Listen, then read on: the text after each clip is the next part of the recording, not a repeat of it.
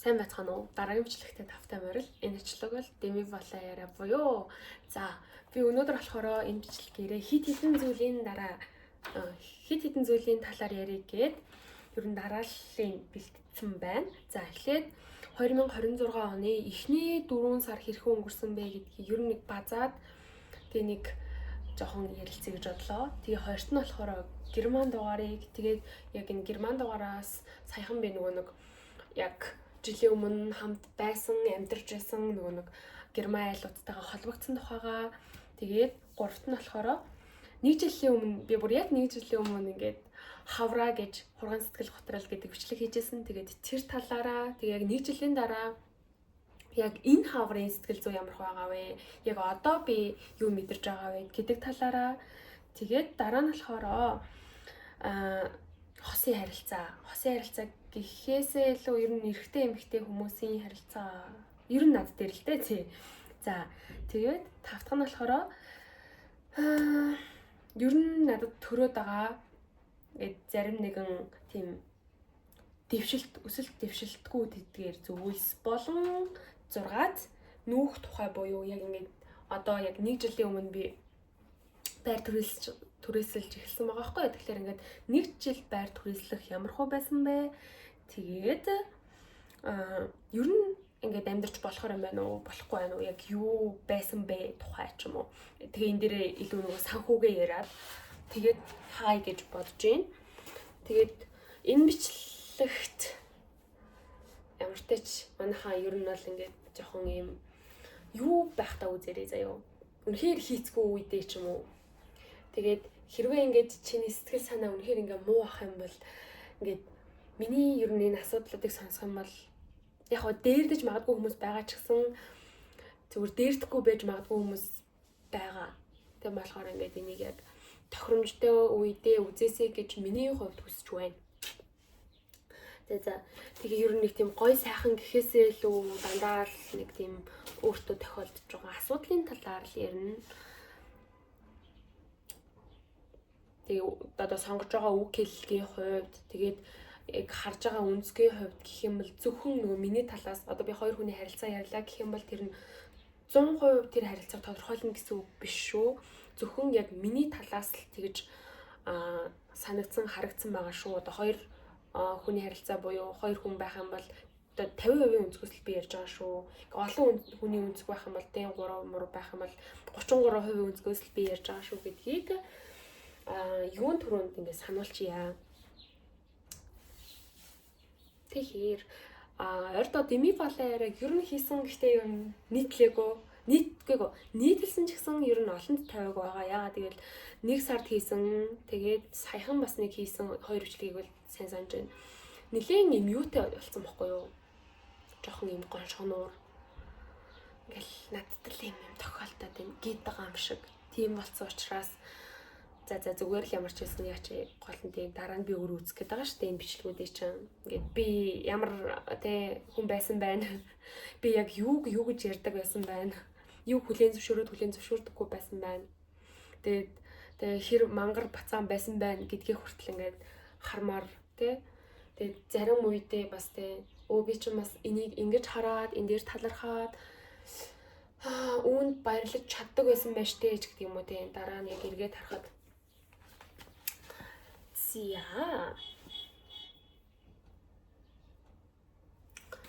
тэгэхээр нэгдүгээр ярих сэдэв бол 2026 оны эхний 4 сар хэрхэн өнгөрсөн бэ гэдэг хэсэг байна.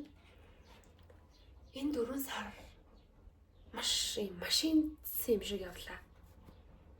Надад 1 сар урт санагдсан, 2 сар санагдчихсэн. Яг үндэ 3 сар санагдсан, 4 сар санагдсан байх. Гэхдээ ер нь бол ингээл 1 сар гараад 2 сар гараад 3 сар гараад ингээл яг ажиллаад нэг юм хэмнэлтэй болсон байгаа штэ. Яг тэр хэмнэлээрээ явж л байтал аль үжи 2026 оны бүхэл бүтэн 1-4 сар нь өнгөрцөн байна. Одоо надад бүхэл цаана нь 2хан л 4 сар байна гэж бодсон чинь одоо ингээ 2026 оны нэг зорилгоудаа тавьж байгаа. Одоо нөгөө нэг 13 хүсэл энэ төр ч байгаа. Тэгсэн чинь тэдгээр зорилго болон тэр 13 хүслээс нэгийг нь ч би биелүүлээгүй байгаа байхгүй юу? Нэгнийг нь ч би ард ороогүй байгаа байхгүй юу? Яг үйлдэлүүд авсан гэхдээ тэр нь тууштай байгаагүй, бас үр дүнтэй байгаагүй. Яг жоохон юм сэтгэл дундуур л байна. Гэхдээ яг урдгаа хийжсэн болохоор яг тийм л байна л да. За би ингээд ямар ч хэлсэн урддах амьдралаараа би амьдарсан. Илүү зүйл хийж чадаагүй. Тэгээ илүү зүйл одоо гавьяагүй юм да. Тэгэж санагдаж байна. Тэгэхээр одоо 5 сарын тухайд болохоор илүү юм хөдөлгөөнтэй байгаасаа л гэж өөрөөсөө хүсэж байна да. Тэгээ сар дээр нь задлаад ярих гэхээр уусаа ер нь өнгөрсөн бичлэгнүүд байгаа болохоор нэг дурдаад байх шаардлага байхгүй хаа. За тэгээ санджаахан бол яг бичлэгний төсөл дахиад ингээд оруулж ирж болох юм. За 2-дугаарт Герман дугаар. Жилийн өмнө ч гэсэн бас нэг гонгонс хിവэрэл байсан. Гэтэ яг энэ нэг жилийн хугацаанд бас ер нь их дурсаагүй байх гэж найдаж байна. Яг зарим хүмүүс санаж байгаа гэж магадгүй энэ нэг Герман дугаар яриад ирсэн шүү дээ. Тэгээ тэр нь яг юу болсон юм бол эсвэл ингээд шийдэгдсэн болохоор энэ дахиж дурсахгүй байгаа мó ч юм уу тэгсэн байж магадгүй. Тэгээд би яагаад дурсахгүй байсан бэ гэвэл ер нь би залхсан юм. Үнэ л хэлээ би зүгээр залхсан. Би зүгээр надад үнэхээр ингээд ойлгомжгүй төвхтэйс учраас би зүгээр л гараа өргөд болтоо гэсэн баггүй юу? За нэг жилийн өмнө буюу 2025 оны одоо 1 сард би Герман дугаар аваад тэр нэг 2 жилийн эрэхтэй заяа. Тэгээд гэрээ хийсэн учраас ер нь чи тэр 2 жилийн хугацаанд төлбөрөө ер нь төлөх ёстой гэрээний дагуу. Гэвч би тэр дугаарыг 2 сар ашигласныхаа дараа Монгол руу буцаж ирсэн байхгүй юу? За буцаж ирэхээс өмнө болохоор яг нөгөө нэг одоо Mobicom, Unitel гэдэг шиг ингээд салбар дээр нь очоод тухайн миний дугаар болохоор O2-ын дугаар байсан. Салбар дээр нь очоод би ингээд нутаг уцгаж байгаамаа би ингээд дугаараа хаалгах гэж байгаамаа гэд. Тэгсэн чинь надад нэг юм захиа өгөөд тэгээ үүнийг ингээд бөглөөд тэгээ шууд нь хийчихэд асуудал бүг гэсэн. Яг тухайн салбарын л ажилтан гэсэн. За тэгээд би тэрийг ингээд тэ бүгэлснийхөө дараа шууд нь луу нэлгээгээд тэгээд би наашаага SIM карт болон гэрээгээ авчрахгүйгээр тэнд байсан нэг найзтай үлдээсэн байхгүй юу? Тухайн үед танилцчихсан. За би энийг аваад яваад явахдаа чамд би ингээ үлдээчихье гэгээд. Тэгээд тэр захаан дээрээ болохоор бас тухайн яг үед танилцсан тэр найзынхаа гэрээ аягийг бичиж үлдээсэн. Яагаад гэвэл ингээ хариу захиа ярих юм бол ингээ миний өмнөөс чи хүлээж аваад тэгээ надад ингээ мэдэгдээд өгч болох уу гэж асуугаад. Тэгсэн чинь тухайн үед болохоор хариу захиа ямар ч гэсэн тухайн үед бол ирээгүй. Тэгээд би уусаа энд ирсэн учраас тэр асуудлыг шийдэгдчихсэн гэж бодоод за тэгээ яг ингээ 1 сар ер нь тэг ингээл амьдрал. За одоо яг цаашдаа яах вэ гэл яг нөгөө нэг хурган сэтгэл готрол гэдэг бичлэгээ хийгээл. За тэгвэл одоо нэг хэсэг төртэй амарлаа. Тэгвэл одоо шууд ажиллаж эхлэе ч юм уу ингээл шууд явсан штэ. Тэгсэн чинь яг нөгөө нэг 1 сарын дараа төлбөр нэрчиж байгаа байхгүй юу? Бүр ингээ гайхаад. Би ингээ хаалгах ингээ захиа явуулсан байхад ягаад төлбөр гарчиж байгаа ингээд. Тэгээ тэрний өмнө нь болохоор 3 сарын төлбөрийг гарчиж байгаа. Тэгээ тэр үед би тэнд байсан. Гэхдээ би тухайн үед миний дансанд Германдаас мөнгө байхгүйсэн болохоор таталт хийгдэг байхгүй юу? Тэгээд би яг хэд хоногийн дараа нь мөнгөтэй болоод тухайн энэ евро дугаарынхаа төлбөрийг явуулсан чинь 4 сарын төлбөр дээр 3 сарын төлбөр нэмэгдээд бас гараад ирсэн заяа. Яа тэгэл би ингээд 4 сард тэр төлбөрийг харчаад за надад хамаагүй зүгээр би энэ төлбөрийг төлчихье. Ер нь нэг төлсөн төлбөрөөр төлөх гээд байгаа штэ. Тэгэл би нэг юм зүгээр л төлчихье гэж бодсон заяа. Тэгэл төлсөн. Тэгэл за 50 евро төлчихэл. Тэгээ тэр үед чинь нэлээд юм санхүүгийн асуудалтай байсан үе л дээ. Тэгээ цаашаа ингээд явлаа. За одоо ирэхгүй хэлгүй дээ. Гайгүй хэлгүй дээ. Тэг ингээд найз руугаа хандаад за ямарсан юм төлбөр байгаа юм байна чи ингээд очиод төлөө тэгээ хаалгаад ингээд ягтлаад өгөөч юм уу. Тэгж байгаа байхгүй. 6 сард дахиад төлбөр ирлээ. 7 сард ирлээ. 8 сард ирлээ. Тэгээ тэр болгонд би ингээд яг нэг л хүнийг төртүүлээд байх амар хэцүү ингээд байгаа болохоор аль болох би ингээд өөр хүмүүс рүү бичсэн. Тэгээд таньдаг ер нь дотны хүмүүс байгаа байхгүй. Тэгэл тэр хүмүүс рүүгээ ингээд дахиад нөгөө нэг ингээд юмнуудаа бичээл ингээд төлөөд өгчөөж ингээд өгчөөж гээл. Тэгээд ер нь би 2025 оны 12 сар хүртэл Герман дугаарынхаа төлбөрийг төлсөн байт юм аа. Тэр нь болохоор өөрийнхөө хэрэглээнийхээ төлбөрийг төлсөн гэсэн үг. Ер нь 9 сарын туршид. Тэгээд өмнө нь тэр 3 сарыг оруулах юм бол ер нь 3 сар дээр дахиад нэмэлт давхар төлбөр авсан шүү дээ. Тэрийг ингээ оруулах юм бол ер нь 10 сарын төлбөрийг би ингээ төлсөн гэсэн үг. Тэгээд 2025 оны 12 сарыг дуустал би яагаад төлсөн бэ гэх юм бол миний зүгээс болохоор би гэрээ хийчихсэн юм чинь дээ. Би угаасаа л тэр гэрээг хийсэн тэр дугаарыг би ашиглахгүй байгаа нь хамаагүйгээр тэр чинь ингээл явжлаа штэ.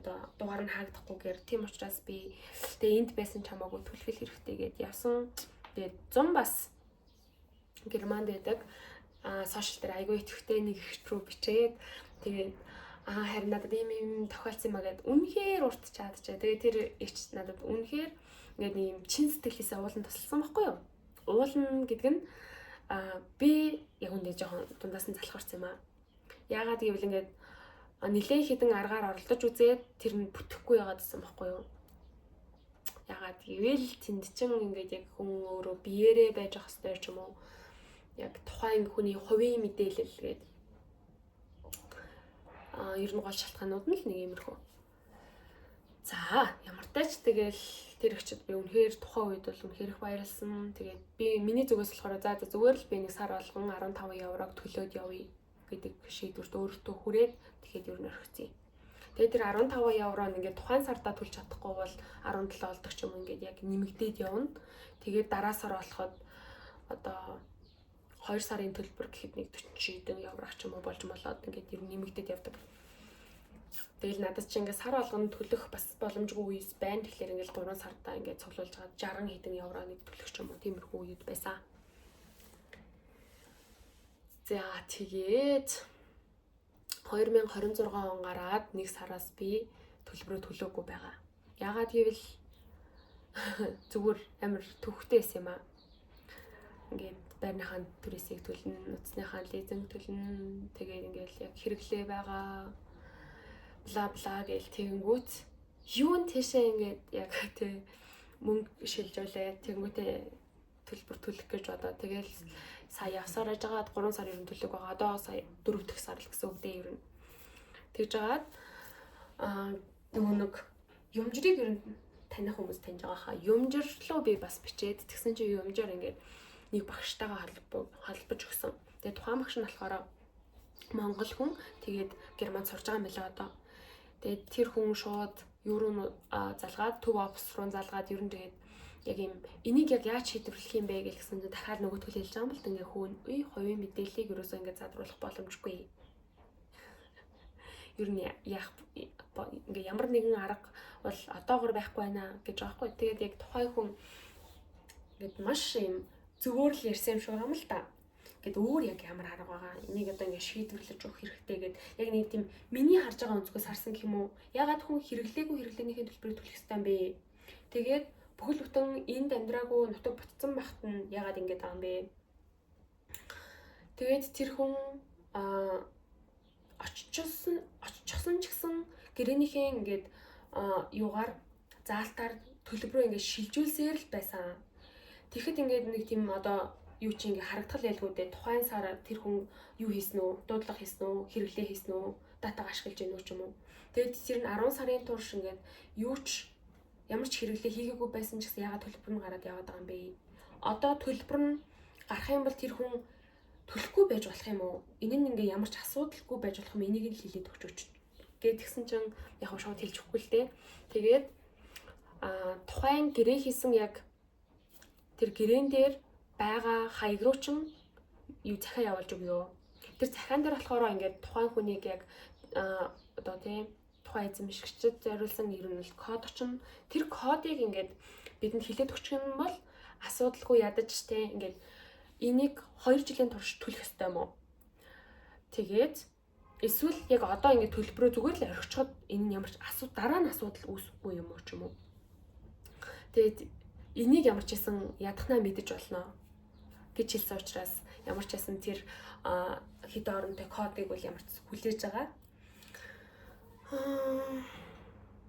Тэгээд яагаад шууд өмнө жил одоо 1 жилийн өмнөөс би энэ төлбөрийг зогсоогоогүй вэ гэхээр яг нэг Герман монголчуудын групп төр ч юм уу яг хүмүүс чинь ингээл яг хэдэн жилийн дараа одоо хэдэн мянга ч юм уу ингээ хэдэн 100 евро болцсон байдаг аа. Тэрийг ингээд төлөхийн тулд ингээд маш төвхтэй байдаг. Ягаад гэвэл тэр нь ингээд хуулаараа тэ ингээд шүүхэд дуудагдах хэмжээнд хүрсэн ч ингээд тохиолдод кейсүүд байдаг.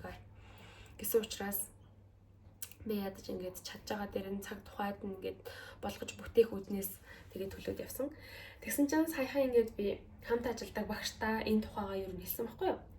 За надад нэг ийм асуудал байгаа юм байна. Ингээд жилийн өмнөөс би оролдоод үнийг яг яаж шийдэх хүч олохгүй байсан гэдгсэн чинь үгүй чи юуны төлөө ингээд те герман сургуульд ингээд багшлаад байгаа юм бэ? Герман багш нараас ингээд асууя л та гэл. Тэгээ герман багш нараас асуугаад тэгсэн чинь ер нь яг тухайн багшаа харж байгаа үнэн нь болохоор чи яг үүндээ ингээд хэрэглээгүй ингээд төлбөр төлсөн байгаа штэ. Тэгвэл тэр тухайн саруудын төлбөрийг ч гэсэн ингээд баг буцааж авах боломжтой штэ гэдэг ингээд өнцгөөс ирж байгаа байхгүй юу? Тэгэл миний хувьд ч гэсэн ингээд боломжтой санагдчихж байгаа л та. Гэтэ яг би тэр төлбөрийг өгөхгүйсэн ч одоо хамаагүй. Тэгээд цаашдын ингээд дахиад энэ тэр 9-10 сар төлөхгүй юм ингээд надад чухал байгаа байхгүй юу? Тэгсэн чинь тэр багш болохоор чи элчин дээр ядаж очиод үзэх юм уу? Тэр нь ингээд ядаж дээр юм биш үү? Ингээд шийдвэрлэж болох юм биш үү гэд тэр гаргалгаа хэлж өгсөн. Тэгээд дахиад намайг нэг юм бодогдуулсан нь. Чи ингээд төлөөдөл явхаар чин 2027 оны 1 сард яг энэ 2 жилийн чин гэрээ хаагдах нь үний юм уу гэж хэлсэн байхгүй. Тэгсэн чи яг би тэр үед л ингээд бодож байгаа байхгүй. Нэр нь ингээд би сар болгон төлөөл ингээд те явж исэн чин 2027 оны 2 сард надад төлбөр ирүүл би яах юм бэ? Тэр үед дахиад би ингээ 2 жилийн өмнө би тэгсэн юм а гэдэг тэр яриагаа ярьсан хэвээрэл явна гэсэн үг үү гэж бодоод тэгээд саяны нэг 27 хоногийн хугацаанд ч юм уу да дахиад нөгөө жилийн өмнөх ингээл яриагаа яриад ер нь явж байгаа. Энэ түүхийг би бас өмнө нь бол ярьсан санагдчихлаа. Гэхдээ яг хөө жилийн дараа дахиад нэг тэг ингээд мэдхгүй байгаа хүмүүст яриад өгчлөө. Тэгээ элчин дээр очсон чи яг хөө үнэхээр элчингийн асуудал юм чинь биш шүү дээ. Ягаад гэвэл тухайн өөрийн телефоных нь би ингээд тэ өөр гэрээ хийгээд тэгээд өөрөө яатсан болохоор тэр бол яг элчинд бол хамаатай зүйл биш байсан. За тэгээд гол утга учир нь энэ герман дугаараас илүү энэ процессээс илүү ягаад гэвэл энэ дуусах байгаа болохоор нөгөө герман айлтайгаа холбогдох болж байгаа шүү дээ. За өмнө нь 5 сар хамт амьдарч байсан айл руугаа гээд мэйл зурвас бичээд тэгээд за надад миний нэр дээр ингээ хэрвээ захиа ирэх юм бол ингээд та бүхэн нээгээд тэгээ над руу ингээд зургийг нэлгэж болох уу ч юм уу. Тэгээд дараагийнх нь ингээ 2 сар амьдарсан айл руугаа бас ингээ захиа бичээд гол нь яг аль хаяг дээр очихын ингээ мэдэх бас боломжгүй. Яагаад гэвэл нөгөө хувийн одоо хүний хувийн мэдээлэл болж байгаа шүү дээ. Тэгээд тийм болохоор би ингээ боломжтой ингээ 2 айл руугаа тэгээ бас ингээ нэг найздаа мэдгдсэн. Яагаад гэвэл хамгийн сүүлд нөгөө нэг гэрээ хаах захаан дээр тэр найз хаягийг бичүүлсэн учраас. За. Тэгээд Монгол ирснийхээ дараа болохоор би яг өмнө 5 сар амьдарч байсан айл руугаа бол бичсэн байхгүй юу. За би ингээд Монголд буцаад ирсэн шүү. Би сайн яваад ирсэн шүү. Ингээ бүх зүйлд баярлаа. За ингээд та нарт ингээд ер нь хаз жаргалыг хүсье гэдэг тэгж дуусчихсан байхгүй юу. Тийм учраас ингээд тухайн айл руу иргэн 1 жилийн дараа холбогдоход надад ямар ч асуудал байгаагүй. Гэт би илүү юм гоё лсэн гэх юм уу. Тэгэл ингээд бүх ганц ингээд нэг үйлчлэгчийн нэрийг бол үнэхээр орж ирэхгүйсэн. Тэгээ бусдынхаа нэр ингээд бүгд орж иж байгаа байхгүй юу. Тэгэл ингээд хагич ингээд санаж байгаа шүү гэ. За тэгсэн чинь шууд ингээд хариу өгөөд зөө ингээд туслахад бол ямар ч асуудал байхгүй. Тэгээд шууд захиа ирэх юм бол ингээд шууд мэдэгдээд өгөө гэдгсэн. За дараагийн 2 сар амьдарсан айл руугаа бичих болж байгаа шүү дээ. Тэгсэн чинь миний сэтгэл санаа яг 1 жилийн өмнөхөөс яг ингээд бүр шал өөр болсон юм шиг санагдсан. Нэг жилийн өмнө би энд ирчээд тухайн айл руу бүр ингээд огт юу ч өчөөгүй.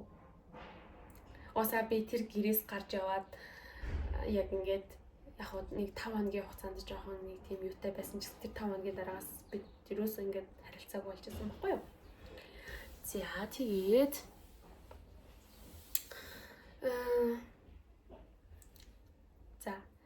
тэгээ ямар ч байсан яг сая холбогдох болоход яг тухайн айл дээр бол ер нь захиа ярих магадлал ер нь байхгүй. Яагаад гэвэл би тухайн дугаарыг авахтаа хийжсэн гэрээн дээр тухайн айлын хаяг байхгүй учраас ер нь бараг очих боломжгүй. Гэхдээ би яг энэ боломжийг ашиглаад энийг далиндуулаад тухайн айлтай ингээд мэдхийг хүссэн. Ингээд та нар сайн байгаа юу? Би сайн байгаа шүү. Ер нь би ингээд ямар ч л байсан ингээд ажил хийгээд ингээд тэгээ энд болж байгаа. Ер нь тэгээ та нараар бас ингээд юу вэ да гэдэг өнцгөөс ингээд нэг харилцаж бичсэн байгаа. Бичгэд ингээд миний сэтгэл бүр үнэхээр хөнгөн болцсныг бас анзаарсан. Тэгээд нэг жилийн өмнө болохоор би ингээд яг 100% нь хаашаа. Гэхдээ ер нь миний сэтгэлийн ихэнх хувь нь тэдгээр хүмүүсийг яг тухайн үйл явдалд буруутгаж харж исэн үе надад байгаа.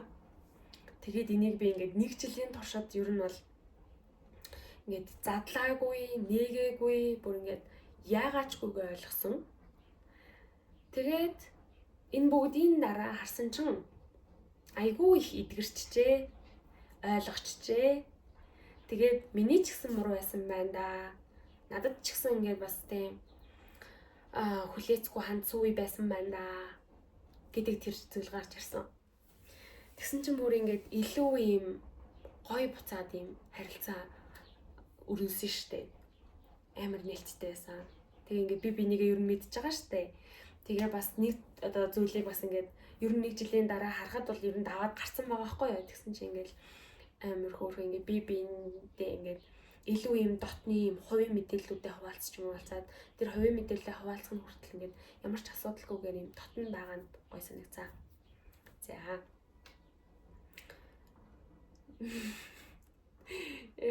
Ингээд яг тухайн айлаас гараал ингээд бүрнэс ингээд амар ингээд гомдол. Уйлж мэлээ тэгэл явжсэн үе бодонгууд нэг жилийн дараа тэр бүх гомдол ингээд эдгэрсэн ингээд зүгээр болсон. Тэдгээр хүмүүстэй ингээд буцаад харьцахад ингээд асуудалгүй болсон. Тэгээд тэр хүмүүс ингээд намайг буцаад урих хэмжээнд бид ингээд ийм одоо ийм зүгээр харилцаатай байгаа ингэж үлдсэн байгаа ингээд айгуу ийм том зүйл шиг санагдсан гэх юм уу. Тэгээд тэгсэн чинь ингээд ер нь тэр бүх үйл явдал ингээд уучлаарай гэж хэлж байгаа байхгүй юу? Жилийн өмнө ерөөсөө ямар ч тийм уучлал муучлалын тухай юу ч байгаагүй байхгүй юу? Бүр ингээд ста нэрээ. Чи тэгээс чи юм үйлдэл гаргасан штэ ингээд ерөөсөө ингээд хин хинийгээ ерөөсөө ямар ч тийм бодож үдсэнгүү гэдэг өнцгөөс ер нь тэр харилцаа дуусаачгүй ер нь зүгээр л би зүгээр л эндээс гарах хэрэгтэй юм байна гэж бодсон байсан.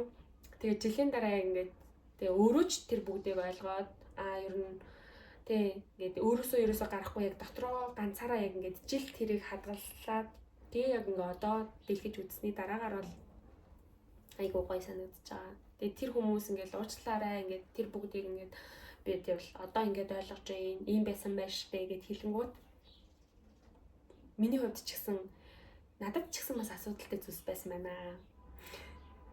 Ерөөсөө би нэг амар тийм бүх зүйлийг ингээл тийм юу хийгээгүй бас байж болно. Би тэрийг одоо хүлээн зөвшөөрч байна гэдэг харагдсан. Тэгээд хамгийн гол нь энийг хуваалцахад надад одоо ерөөсөө юм хүн санагдахгүй байна. Би жилийн өмнө энийг хуваалцсан бол ер нь нэлээд юм болох байсан баха ингээл уйлаад ч юм уу.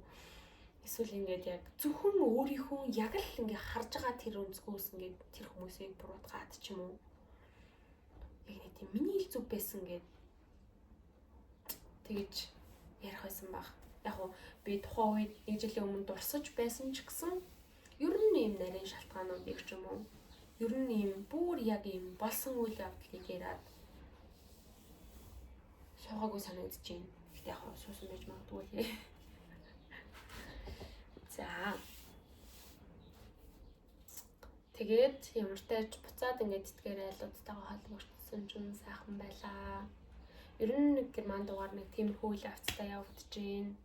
Энэ бүгдийн дараа одоо тэр ингээ хариугаал би мэдчмээр байна. 27 оны 1 сар хүртэл би тэр төлбөрийг төлөөд л явах уу? Тэгээд тэр 27 оны 1 сар гэхэд ингээ ямар ч тэг ингээ цаашгаа үргэлжлэхгүй байх юм бол одоо бүр ингээ хамгийн муу сонголт нь тийм байх юм бол хамаалаа одоо тэр хүртэл төлөөд л явъя. Яагаад гэвэл одоо тухайн гэрээг би өөрөө хийсэн.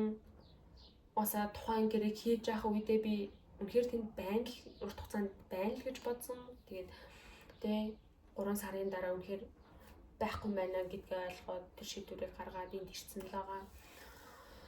Эсвэл тэр одоо төлбөрийн нэхэмжлэл ирээд байгаа хэдий ч гэсэн би төлбөрөө төлөхгүй байж болно гэдэг тэр юг тухайн байгууллагаас авчих юм бол тэгээ бас нэг бичгээр ч юм уу авчих юм бол тэр төлбөр нь ирээд байгаа нь надад ийм тэртэй санагдахгүй ийм төлөх ёстой штэ гэдэг нэг тийм бас төлбөрийн дарамттай санагдахгүй байна хаа. За. Мэдгүй нэг өөрийнхөө ингээ хувийн асуудлыг маш дэлгэрэнгүйгээр ярьж та нарыг талхааж байгаа бол өршөөгөөрэй. Учир нь энийг би бас гаргах хэрэгтэй байсан. Тэгээ надад бас нэг ийм мэдрэмж төрөөд байна гэдгийг бас хэнийг хуваалцмаар байгаа болохоор. За 3 дахь нь болохоор нэг жилийн өмнө хийж байсан за хавраа гэж хурган сэтгэл готрол гэдэг бичлэг болон за 1 жилийн дараах би эгийн талаар ярья. За тухайн үеийн бичлэг дээр болохоор би яг л нэг ёстой тийм өсөр том зүйл биш. Яг л үнэхээр өдөр тутамд болоод байгаа тэр зүйлсийг ярьсан байна л да. Би бас тэр бичлэгээс сэргээгээ сая үзлээ л яг юу ярьсан юм байна гэдгээ. Тэгэл гэсэн чинь нэг жим орсны асуудал сэтгэл санаа өөртөө итгэх итгэл тэгээд ийм бүх зүйл ийм юутай тогтворгүй байгаа тухай. Одоо яг цаашдын 1 жилдээ цаашдын 3 жилдээ ч юм ингээд яаж амьдрах төлөвлөгөө нь яг бат нот гараагүй хүний тухай. Тэгээд ингээд нэг шийдвэрийг гаргачихсан учраас тэр шийдвэрийн үр дүнд хүлээж байгаа тэр үүрэг хариуцлагын тухай юу нь ярьсан байна. Яг тухайн үетэй харьцуулах юм бол одоо хавьгүй юм ачаа бахтай байгаа шүү. Ер нь аюулгүй ачаа бахтай байгаа. Тухайн үед бас яг өөрийнхөө хувьд ингээ бусад хүмүүсийн хувьд ингээ хөнгөн байж магадгүй ч гэсэн миний хувьд бол тухайн үед ер нь жоохон юм хүнд байсан. Яг ачааны хувьд. Тэгээд тэр бүгдийг даваад гарцсны дараа тэгээд давж гарсныхаа дараа ингээд өөртөө ингээл амралт өгөөд яг чи чадчихлаа шүү дээ гэдэг яг тухайн яг тэр үйл явдлыг дуусгаад тэр одоо зуныг хаагаад тэгээ ер нь одоо ингээд за дахиад нэг тэгвэл нэг бүлгийг ч юм уу нэг хэсгийг ингээд шинээр эхлэегээд яг 9 сараас ингээд ажилд ороод яг өөр амьдралын хэм маяг руу ороод явсан байгаа. Гэтэ яваасаа тэгээд яг жилд нэг л удаа хүн сэтгэл готролд орно ч юм уу эсвэл ингээл өдөр болгон хүн нэг заавалгүй юм одоо гүн гүнзгий бодно гэдэг юм тоо бас байхгүй штэ. Хүн бас юу ч тохиолдож болно. Хүн юу ч даван туулж болно. Ингээд тэр уюудад яг нэг тийм босох нэг хүч. Эсвэл яг өөрийгөө ингээд за яг би бос чадандаа гэхдээ би нэг хэсэг амармаар байна да ч юм уу өөрийгөө бас нэг сонсох нэг тэр орон зай тэр цаг хугацаа бас хэрэгтэй л байдаг юм шиг байна.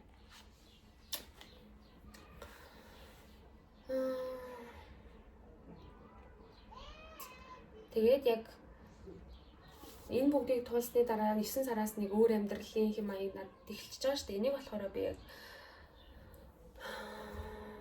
юун дээр ярих боломжтой юм бол доо. За бараг л энд л ярих юм байна л да. нөгөө сая сургуулийнхын сэтгэл зүйч дээр орсон тухайга энэ хэсэг дээр ярих юм шиг байна. Саяны нэгдүгээр өдөржин хэдэн байсан бол 20 өнөөдөр чинь 25 6 гэдэг чинь нэг 19 хавцаа байсан баг. За нэгдүгээр өдөр яг сэтгэл зүйч рүүгээ орсон зүгээр яг үйл явдлаа бүр ингээд дараалалтай л яриа. Ажил дээрээ сууж агаад тэгээ ингээд ажиллаа хийгээд тэгээ маргаашаа хичээлийг төлөвлөж суужсэн чинь ер нь одоо нэг өмнө 7 хоног ч 14 хоногийн өмнө эсвэл ингээд хэдэн сарын өмнөөс би сургуулийнхаа сэтгэл зүйчтэй л уулзъя гэж юусоо бодоагүй. Эсвэл ийм сэтгэл зүйчтэй би уулзах хэрэгтэй гэж юусоо бодоагүй. Яг тэр үед тухайн өдөр ингээд сууж байхдаа ер нь ингээд ойрдоо би бичээгүй юм байна да. Тэмдэглэл. Ер нь ойрдоо би ингээд өөрийгөө сонсоогүй юм байна да. Тэгээ нэг тийм ярих хэрэгцээ, ойлгох хэрэгцээ байгаа хгүй юу. Тэгээд тэр бүгдийг ингээд гинт ингээд орж ирээд тэгээд дүүл би сэтгэл зүйч рүү ороод юу ячаал та ийм одоо асуулт байвал авчил та гэж бодсон байхгүй юу. Тэрний урд яг одоо яг 7 хоногийн өмнө болохоор би яг амралтын өдрүүдээр нэг рeel үзсэн юм. Тэгээд тэр рeel дээр болохоор нэг охин айгүй хөөрхөн юм өөрийгөө ингээд ер нь бол чөлөөтэй илэрхийлдэг нээлттэй тийм охины реелүүд байсан байхгүй юу. Тэгээд тэр рeel дээр болохоор уулаа хулын ихчээ нөгөө нэг юм чиглүүлэх асуулттай нөгөө нэг одоо дэвтэр гэхөө ном гэхөө за байдаг штэ. Тэн дээр ингээд яг өөрөө хариулсныгаа рeel хийгээд оруулсан байсан байхгүй юу. Яг тэндээс л санаа авсан юм шиг байгаа. Тэгээд сэтгэл зүйч рүүгээ ороод яг өөрийгөө илэрхийлсэн нь болохоор хэрвээ ингээд танд ийм чиглүүлэх асуулт байвал ингээд дүүдэгөөч ээ. Тэгээд би тэрнгээр яах байгаа вэ гэх юм бол би ингээд ойрдоо жоохон өөрийгөө ойлгохгүй байна. Яг ингээд юу хүсээд яах гээд байгаагаа мэдэхгүй байна. Ер нь бол би ингээд өөрийгөө бичгээрээ ер нь ойлгочтой юм аа. Тийм болохоор танд ийм чиглүүлэх асуулт авах юм бол өгчвөл би ингээд бичмээр байгаамаа гэдэг зүйл ер нь хэлсэн. Тэгсэн чинь яг ингээд яг тийм чиглүүлэх асуулт бол байгаагүй. Тэгээд надад ийм хоёр асуумж өгөөд за чи энэ дээр ингээд яг бичгээр ингээд одоо нэг нь болохоор ийм өгүүлбэрийг гүйцээж нөхөх, нэг нь болохоор ийм нөхцөл байдлыг уншаад ингээд оноогоор үнэлэх тийм хоёр зүйлсэн. Тэрийг өгчөөд наад чи тэгвэл энийг хийчихэд ирдэ гэхэд өгсөн байгаа. Тэгээд 3 дахь өдөр болохоор миний хичээлийн цаг бас дажгүй яж тараад тэгээд сэтгэл зүйчийн маань цаг бас юу байж тараад боломжтой байж тараад тэгээд бид хоёр 2 цаг 30 минутанд уулзахаар би өрөөнд нь орвоо. За тэгээд хойд болохоор нөгөө нэг хоёр асуумжаа яриаггүй яагаад гэвэл нөгөө тэн дээр чинь боловсруулалт хийгээд дүгнэлт гарч иж дараа нөгөө ярилцах хэрэгтэй болно шүү дээ. Тийм болохоор маргаашнаас буюу дараагийн 7 хоногоос миний болон ингээд тухайн хүний цагийг харж аваад бид хоёр дахин нэг ярилцахаар болсон байгаа. За тэгээд яг сэтгэл зүйч маань яг юу болоод байна? Яг ойрдоо юу мэдрээд байна? Яг яагаад уулзъя гэж одоо шийдэх болов гэдэг юг ер нь асуугаад тэгээ би ер нь ярьж эхэлсэн байгаа. За тэгэж ярихад болохоор надад ийм юу байсан байхгүй юу? Айгүй сонир мэдрэмж төрсөн. Үнэхээр л би яг ийм бүр ингээд тулаад ирсэн заяа ингээд ярих нэг тийм хэрэгцээ, шаардлага үнэхээр л байсан юм шиг байлээ. Одоо би ингээд бичлэг болгон дээрээ л уулна ингээд ярьж байгаа штэ. Гэхдээ яг хөө тэд худлаа гэсэн үг биш заяа. Гэхдээ яг ийм миний дотоод мэдрэмж үү эсвэл намайг ойлгооч гэдэг дуу хоолой юу? Миний өнцгөөс эн чинь ингэж харагдаад байна штэ гэдэг нэг тийм одоо гомдлоо ерөөсөө биш аахгүй юу? Би нэг юм хэлээ. Би ингэ явж ийн л гэдэг зүйл болохоос биш. Тухайн зүйлээс би юу мэдрээд яаж жаргалтай байгаад эсвэл яаж гонигтай байгаагаа ер нь бүр 100% илэрхийлдэг учраас. Тэгэл яриад эхэлсэн чинь яг би бодсон байхгүй юу? 9 сарын 1-ээс хойш ер нь би ингэж гомдлоогүй юм байна да. 9 сарын 1-ээс хойш ингээд яг юм барайд л хураагаад л явсан зүйлс нь яг одоо болохоор ингээд миний хувьд ер нь нэлээд хүнд ачаа болчихжээ гэж би харсан. Тэгсэн чинь ингээд нөгөө нэг ингээл жижиг ингээл детальны зүйлсүүдийг харсан чинь ингээд миний хоолой зэнгэрээд тэгээд би бүр Яана би өөрийгөө бүр энэ хүртэл ингээд явуулсан байна даа л гэж бодсондоо. Миний хувьд болохоор би бас ингээд ер нь хүнд гомдлох жаахан бас гомдолж сураагүй л гэх юм уу да. Энд чин ингэсэн штэ гэдэг бас юм өөрийнхөө бас өнцгийг бас нэг хэлж сураагүй. Ягаад гэвэл тухайн хүнийг би надад итгэж байгаа намайг ойлгохыг хүсэж байгаа бол тайлбарлах шаардлагагүйгээр л ойлгож, тайлбарлах шаардлагагүйгээр ингээд мэднэ гэж боддог учраас аахгүй юу. Тэр хүн намайг буруу гэж харж байгаа л бол би зөв, энэ миний зөвөө гэж би тайлбарлах шаардлагагүй. Ягаад гэвэл тэр хүн аль үжийн шийдвэрээ гаргаад намайг буруу гэж харчихсан учраас би тэр хүнд тайлбарлаж хэрэггүй гэж боддог. Тийм. За тэгээд ямар тач яриад л байлаа. Тэр хүн ч бас нэг уулзалтын ингээ хугацаанууд байгаа штэ. За одоо нэг сурагчтай гэдэг минут эцэг эхчүүдтэй тэр хугацаанд, за ингээ багш ажилчтай тэр хугацаанд гэдэг хугацаа байгаа штэ. За тэгсэн чинь ингээл нөгөө яриа чин үнэхээр урт үргэлжлээд тэгээ би яг 3 цагийн дараа сэтгэл зүйчийн өрөөнөөс гарч ирсэн. Үнэхээр ингээд урт яриа болсон. Тэгэл яг тэр болгоныхон ар дээр яг бодож байсан юм нь харин тийм ингээд би гаргамаар л байсан юм байна да. Би өөрийнхөө үнцгийг илэрхийлмээр л байсан юм байна да. Тэгээд тэр бүгдийг ер нь сонсох хүмүүс байсан уу? Байсан. Үнэхээр байсан. Гэхдээ зүгээр л би өөрийгөө илэрхийлээгүй л байгаа юм л та. Тэгээ 3 цагийн дараа яг тэр хугацаанд чи ингээ нөгөө хамгийн түрүүлэл ингээл хоолой зангираал ингээ ярихад амар төвхтэй байсан гэсэн шүү дээ.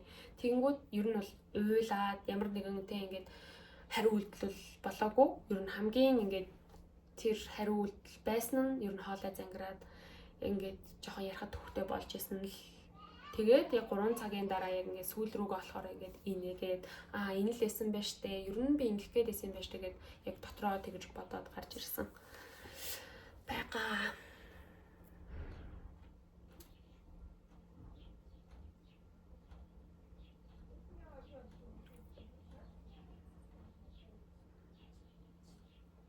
Яг одоо миний бодож байгаа юм болохоор би ингээ нэг ажлын байран дээр байгаа ийм тодорхой нөхцөл байдлыг ийм дэлгэрэнгүй хэрэглэх боломжгүй учраас яг одоо үзэж байгаа хүмүүст яг яаж тайлбарлахаа бодож байна л да. Нэг хамгийн түрүүнд би хэлсэн шүү дээ. Ингээл харилцаа ч ингээл зөвхөн ингээд миний харж байгаа өнцгөөс биш ээ. Миний зөв гэж бодож исэн зүйл дараа нь ингээд бас буруу байсан юм байна штэ гэж би өөрөө хүртэл ингээд ойлгохгүй байдаг аа. Тэгээд дахиад нөгөө нэг анхудаа амьдарч үзэж байгаа гэдгээрээ алдаа хийгээл яг тэрнийхээ ар дээр суулцаад ойлгоол нийгэмд харьяалагдчих гал нэг юм явж байгаа л хүний л одоо тий тоолж байгаа зүйлс юм да. Тийм болохоор яг тиймэрхүү л юм да. Мэдгүй яг бүр нарийн одоо өөрөөр бол яаж ярихаа бол сайн мэдэхгүй л байна. За. Тэгээд ер нь өөрийнхөөрөө 9 сарын 1-нд ороод өөрийнхөөрөө байхыг хүссэн. Тэгээд өөрийнхөөрөө байсан үе байгаа, байхыг хичээсэн үеч байгаа.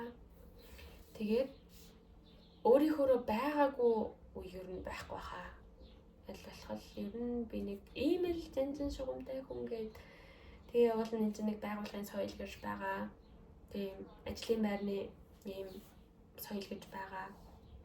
Тэгэнгүүт нөгөө нэг өөрийнхөөрөө л явж байгаа тэр хүнд чинь бас тэр дүрмийг баримтлахад бас асуудалтай зүйлстэй ингээ миний алдаа дутагдaltaй зүйлс олон байсан гэж санагдчих байна да. Тэгээд энэ талаар болохоор яг ер нь бас цаашдаа ингээл яриад ингээл дурсагдаал тэгээд дахиад нэг юм том сэдв болоод ч юм уу ингээд энэ гарч ирэх байх. Тэгэхээр энийг бол энд ингээд өндөрлөё. Тэгээд дараа 7 хоногт буюу юунд сэтгэл зүйчтэй уулзалтаа болохоор яг нөгөө би тэр 3 цагийн ярианы ар дээр юу гэж дуусгасан бэ гэхээр одоо та ингээд энэ хоёр асуумжийг боловсруулаад тэгээ үр дүнгээ ингээд хоёлын ярилцаад дараа нэг уулзна. Тэгэж уулзалтаа болохоор би ингээд яг ийм одоо төрж байгаа энэ сэтгэл зүйн байдлаа ч юм уу альсвал энэ ажлын байрны тухай тэгээд ер нь өөрийнхөө амьдралд болоод байгаа энэ зүйлсүүдийн тухай ингээд ярилцах хэрэг болж байна. Яагаад гэвэл ер нь л би ингээд тэгээ эдгээр зүйлсүүдийг ойлгоод ингээд бүгдийг уудлаад гээд тэг ярьчихсан учраас одоо энэ л хангалттай дахиж ингэж дурсаар сөхөөд байх шаардлага бол одоо байхгүй юм шиг санагдаж байна. Тийм учраас дараагийн тэр уулзалт нэрээ юу ярих вэ гэвэл би танаас ингээд хэрвээ боломжтой бол ийм хосын харилцааны тухай тэгээд яг тийм ирээдүйн одоо тийм нөхрийн талаар тэр одоо тэр ярилцлагыг тэр зүйлсүүдийг ингээд ярьж болох уу гэдээ асуугаад тэгсэн чинь ингээд манай сэтгэл зүйч болохоор ингээд нээлттэйгээр маш дуртай ингээ хүлээж авсан учраас би дараагийн 7 хоногт тэрний талаар ярих гэж байгаа. Тийм байна. За.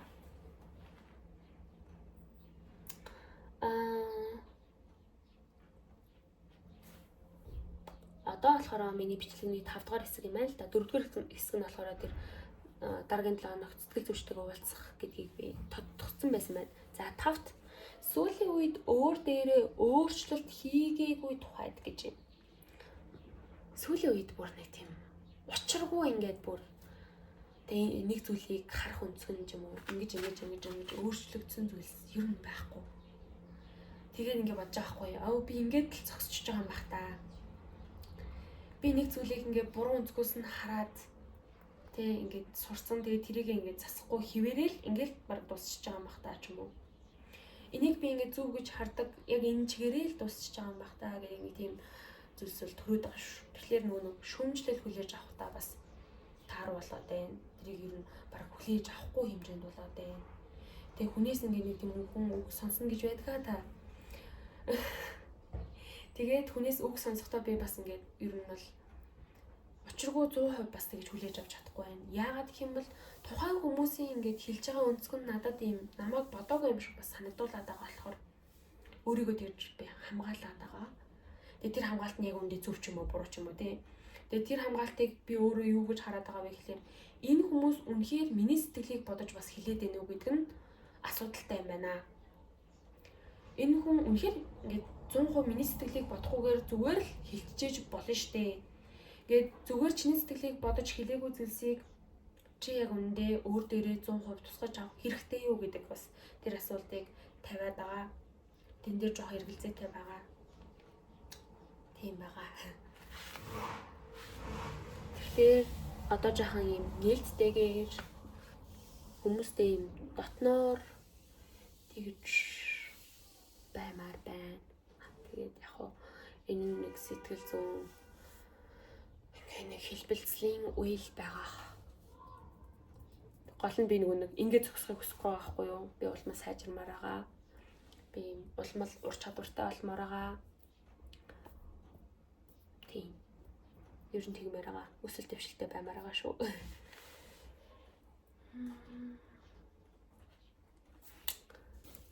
Яа, тэгээд 7 болохоро нөгөө нэг нүүх тухайд нэг жил байр түрээсэлж амьдрах хэр байсан бэ гэдэг дээр байгаа. Уул нь би нөгөө нэг 2026 оны эхний 4 сарыг ингээ хэрхэн өнгөрөөсөн бэ гэдгээр уул нь асуултууд бичсэн юм байна. Тэгээд тэр асуултанд хариулаад явъя гэдсэн уул нь. Тэгээд дараалалтай байжээ. Гэхдээ би тэр мэрийг бол ерөөсөө анзаарахгүй шууд явчих.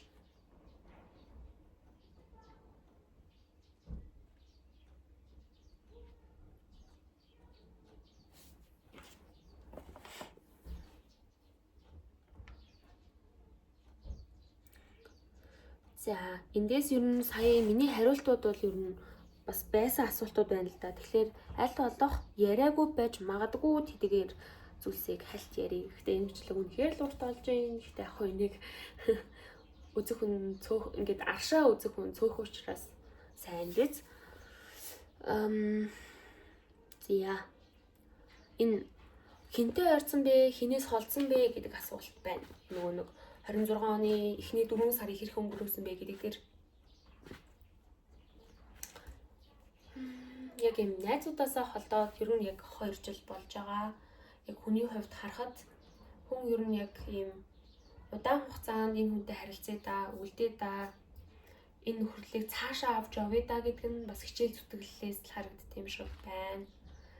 Тэгэхээс үүш яг ингээл нэг 10 жилд байсан найзууд их сургуульд оронгуудаа ингээл найзууд хэврээл байна гэдэг чинь бас хичээл зүтгэл байдаг штэ. Яг тэрэн шиг их сургуульд байсан ингээл найзууд яг тухайн үед яг амьдрал дээр найзалж байсан найзууд яг их сургуулаа төгсөөд яг юм ажил дээр гарсны дараа буцаад яг ингээд тэр нөхөрлөл хуучин хэвэндээ ингээд үргэлжлээл тэг ингээд өнгөлж тордогдоод л яваад байна гэдэг нь бас их төвөгтэй юм байна. Тэгэхээр ер нь нэлээд олон хүнээс бас холдсон байх гэж би бодож байна.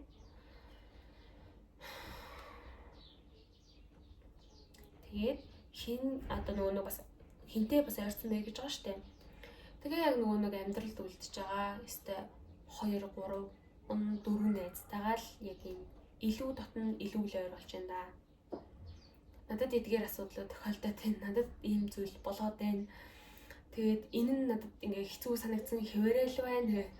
Яг ингээ нөгөө л нэг гануу байгаа. Тэгээд гануугийн нэг асуудал байгаа. Тэр асуудал ингээл томорсон, цасан бөмбөлөг болсон хэвээрэл байгаа. Гэтэл ингээд тэ гануугаар нь асуудлаар нь ингээд хүлээн зөвшөөрдөг, ойлгодог. Тэгээд ямар ч зүйл бичихгүй байж байгаа л ажиллаа тараал ирээл зурвсын харангуут өнөөдөр чи үнэхээр сайн байсан шүү гэж чат бичээд үлдээчихсэн байгаа тэр яг найзууд л яг үлдсэн байна да. Тэд нартай л илүү ойрцсон юм шиг санагдаж байна да. Ямар ч тач тэр хүмүүсээс холдоогүй юм шиг санагдаж байна. Тэгээд энэ дээр бас нэг жишээ хэлэхэд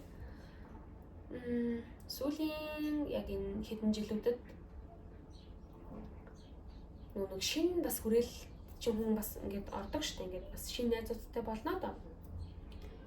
Тэрийг би нэг амьдралдаа учиргүй хүсээд эсвэл учиргүй хүсэхгүй байсан зүйл байхгүй. Тэгэл за яг болох юм болгороо болондоо гэж явж байсан чинь бас шинэ найзуудтай тэгээд тэдгээр нь бас юм үнэнч юм нээлттэй аюу юм бас дотн байж болдгийг би бас өөр дээр харж байгаа. Тэгээ бас тэрэндээ би үнэхээр их сэтгэл хангалуун тэгээ бас маш их баяртай байгаа.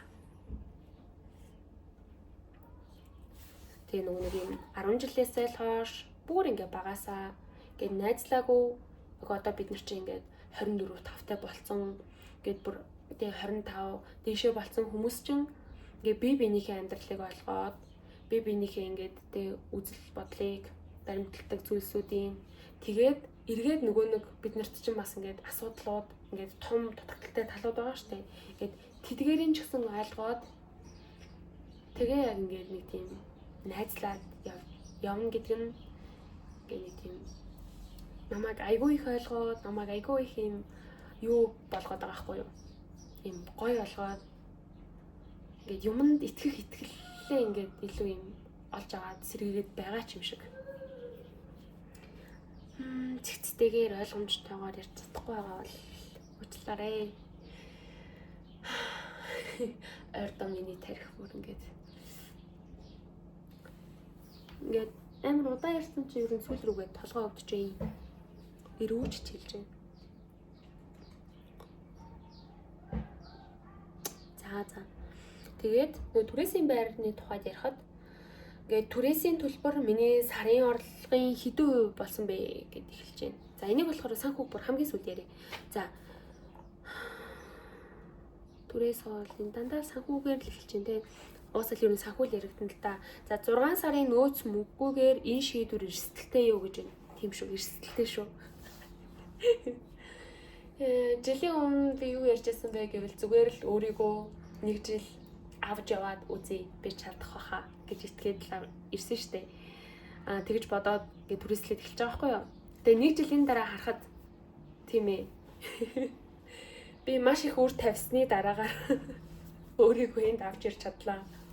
Учир нь нөгөө нэг олж байгаа орлогоо зөв хуваарлаг байж болно. Заавалгүй тэрийг ингээд нэг тийм баг хүрэлцэхгүй байна гэдэг үнцгээс харахгүйгээр ингээд тэ зөв хуваарлтгүйгээр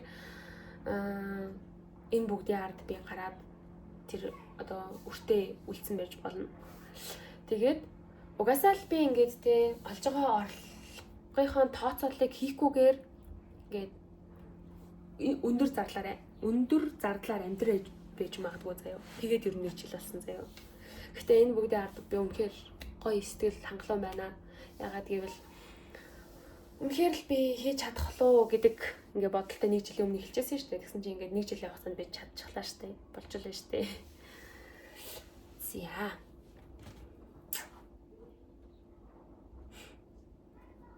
Ганцаараа байх нь надад 50 байдал үгүй эсвэл ганцаардал үгүй гэдэг дээр ярихад энэ ажиллаад эхэлсэн чинь яг юм ажил гэр гэдэг нь намайг үнэхээр их ядраасан. Тухайн ажиллаад байгаа тэр ажил намайг ядраагаагүй, зүгээр л энэ бүх зүйл намайг ядраасан. Яагаад гэвэл би ингээд шин зүйл хиймээрсэн, шин зүйл оролдож үзмээрсэн гэд бүр юм баялаг амьдралтай баймаар байсан ч гэсэн яг гоо би өөрөө тэр бүгдийг ингээд үлдэж хийж ирж хайж яваагүй болохоор ер нь тийм байгаагүй. Тэрийг би яг 100% өөрөөсөө болсон гэдгийг хүлээн зөвшөөрж байна. Тэгээд тийм уйдгартай амьдралыг өөртөө хүлээн зөвшөөрөөд өөрөө бий болгоцсон. Тэгээд тэрнийхээ ар дээр тэр уйдгартай амьдралаасаа би өөрөө ер нь нэлээд юм залгсан, уйдсан, ядарсан тэр мэдрэмжүүдийг авсан. Тэгэж хэлэх нь зүг баха. Тэгээд тэр ядарсан, уйдгартай байсан тэдгээр зүйлсээ тэгэл яг юм зүгээр л ганцаараа байж өнгөрөөсөн. Кино үзэж, бичлэгээ хийж. Тэгээд нэг тийм өөртөөгөө ярилцах хүмүүсийг ч өөртөө хүлээн зөвшөөрөлгүйгээр, өөрийнхөө сэтгэлийг гэж уудлалгүйгээр зүгээр л гэдтэй болж байгаа тэдгээр зүйлсүүдийг хүлээн зөвшөөрөөл тэр циклтэй яваад л байсан. Тийм байна. Байшил өдөр тутмын амьдрал ашигтай юу гэдэг дээр ягаа би 8 сард ер нь нүүхээр болсон байсан ч гэсэн тухайн үед би нүгээгүй. Тэгсэн чинь яг ингээд одоо 9, 10, 11, 12, 1, 2, 3, 4 буюу 8 сарын хугацаанд ингээд эндээс ажил руугаа явахын хувьд бас хол гэртэй хүмүүсийн хувьд бол энэ нь бол хол биш ах. Гэхдээ миний хувьд бол бас намрын туршид бол ер нь нэлээд юм юу байсан. Ингээл автобусандаа суугаад очиод тэнгуут ингээд амжихгүй ингээд 3 бодлын наан буугаал гүүжгүйгээл яг зөндөө олон яг ингээд гүйсний ар дээр ер нь жоохон тийм ажил гэр ер нь ойрхон байх хэрэгтэй юм байна. Тэг хичнээн хол байлаа ч гэсэн те ингээд ийм очиход ямар ч бас асуудалгүй байх хэрэгтэй юм байна гэдгийг ойлгосон доо. За тэгээд би яагаад тийм түрээслэх болсон юм бэ? Нэг жил ингээ яагаад ер нь ганцаараа амьдрэх гэж шийдээд яг ингээд зөрөгтэй өвлийн ингээ хэдэн саруудад хамт амьдарсан ч гэсэн ер нь ингээд яг нэг жилийгээ харах юм бол яг ганцаараа амьдарсан нь ер нь 60% бас ингээд дээшээ хувь байхгүй юу? За тэгээ яагаад тэгсэн бэ гэх юм бол энэ эрх чөлөө, хэрэгцээ, зөвхөн өсөлт яг аль нь нэсэн юм бэ гингүүт яг эднээс ингээл яг хэд хувь нь орж ирж байсан юм шиг санагдаж байна. Зөвхөн хүсэл гэдэг дээр болохоор би яг жилийн өмнө өөрийнхөө өн дээр тавьж байсан шалтгаан нь болохоор би ингээд 4 жил ингээд оюутны байранд амьдарч байсан. Би дандаа ингээд найз нөхдөдтэйгээ амьдарч байсан. Тэг яг нэг тийм найз нөхдөдтэйгээ амьдрахын давуу талууд ч их байгаа. Тэгэнгүүт ар дээр нь гарч байгаа бас сул талууд ч байгаа. Яагаад гэвэл чи ингээд яг өөрийн орон зай гэдэг тэдгээр зүйлс байхгүй болно. Тэгээ амьдрах 5 тухайн хувьд болохоор ингээд яг нийтийн чи шүшүүр, нийтийн галтойгоо чи юм цагийн хуваартай бас ингээд амьдрах болно. Чи ингээд 10-аас хойш гэрлүүгөө орох боломжгүй ч юм уу. Тэгээд нэг тийм дүрм журмууд бас байгаа шүү дээ дагах гэж мөрдөх хэвээр. Тэдгээр зүйлс байгаа. Яг тэгээд тэр юугаар амьдарч байгаад тэгээ яг 7 сарын хугацаанд болохоор ингээд шал танихгүй чи хүмүүс ингээд гэр бүл дотор ороод чи ингээд тэнд ажиллаад амьдраад ингээд тасан зохицоод явах хэрэгтэй болно гэж зингүүд нэг жилийн өмнө би үнэхээр юм ядарсан. Ингээд зүгээр л одоо би ганцаараа л баймаар байна гэдэг тэр хүсэл байсан учраас яг өөртөө яг чадна штэ болно штэ одоо тэгвэл ганцаараа л байгаад үзчихэл та гэдэг тэрийг зөвшөөрөөд тэгээд тэр бүгдээс өрн зүгтаад тэгээд энийг хийсэн бахнэ. Тэгээ бас өсөлт бол байсан. ганцаараа амьдарч үзчихээж би ер нь ганцаараа амьдарч чадхаар юм уу? Чадахгүй юм уу? Ганцаараа амьдрахаар яг миний бодит байдал үнэн төрөх яг ямар юм бэ гэдгийг өөртөө харуулсан. За миний утас ер нь унтрахчих шиг байна. Ягаад гэвэл угаасаа ер нь цэнгэг нь багассан гэдэг надад мэдээлүүд нь ирээд лээсэн л да. За тэгэхээр за төгсгөл дээр болохоор би нэг энэ бүгд чинь одоо энэ ганцаараа амьдрах чинь ер нь санхүүтэй л ерөөсөө холбоотой шүү дээ. Үнэхээр ингээд санхүүгийн хувьд чи өөрийгөө аваад явж чадах юм бол өстой ганцаараа амьдрах уу, хинтэйгээ амьдрах уу, хинийхэн төлбөрийг төлнө үү асуудалгүй. За миний авж байгаа цалин ингээд шууд нэг мөнгөн дүнгээр бол би ингээд зарлцгаад надад ийм асуудалгүй байгуут би нэг яг ажилд орсныхоо шууд тэр сард л ойлгосон л доо